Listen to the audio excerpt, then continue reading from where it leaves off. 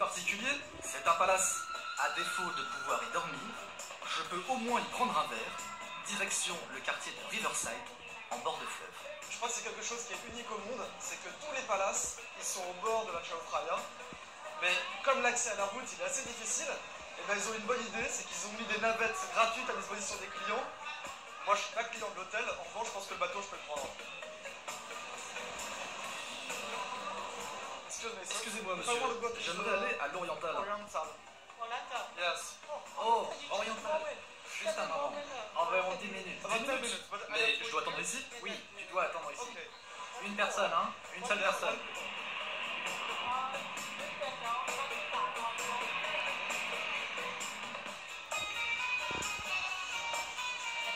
Ça va les gars. Yes, ça va les gars.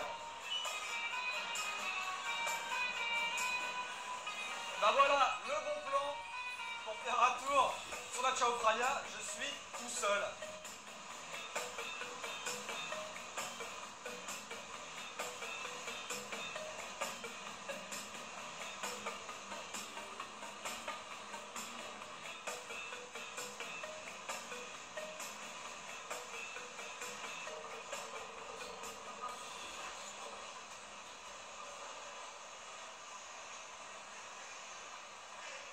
Là, je suis en train de monter en gamme dans mon voyage.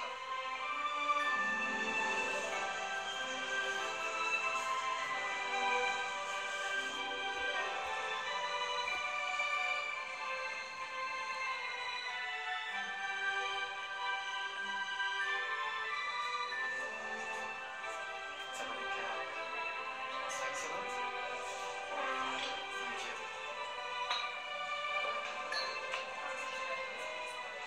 Raymond Chandler, Somerset Maugham, William Molney, Joseph Conrad. Vous voulez essayer celui-là? Yes, please. 404. Du haut de ses 140 ans, le Mandarin n'est pas n'importe quel hôtel. C'est le plus vieux palace de Bangkok et certainement le plus prestigieux. Je poursuis en première classe mon voyage dans le temps. Kapunka. Merci beaucoup.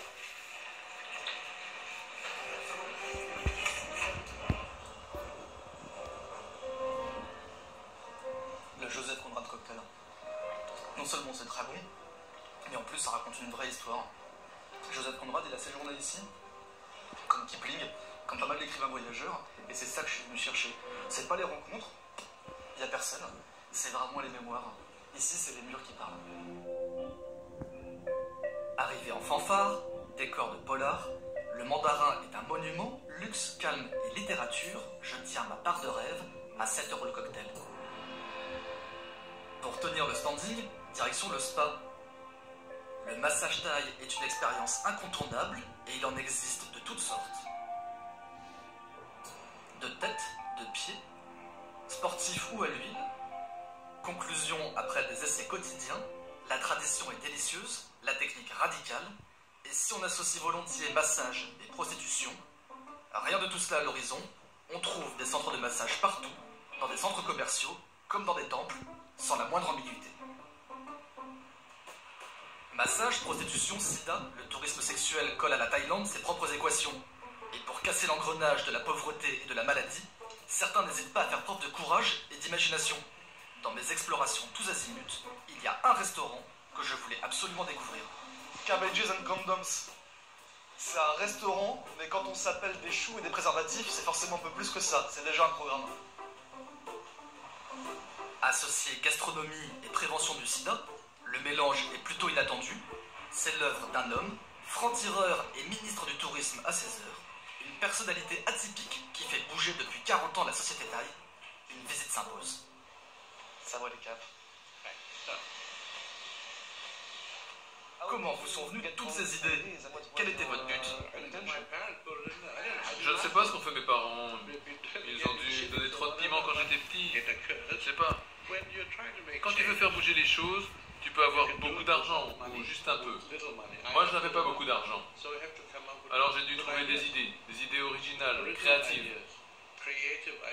La France avait l'habitude d'être révolutionnaire. Maintenant, vous restez sagement à la maison. Ici, nous avons 26 sociétés.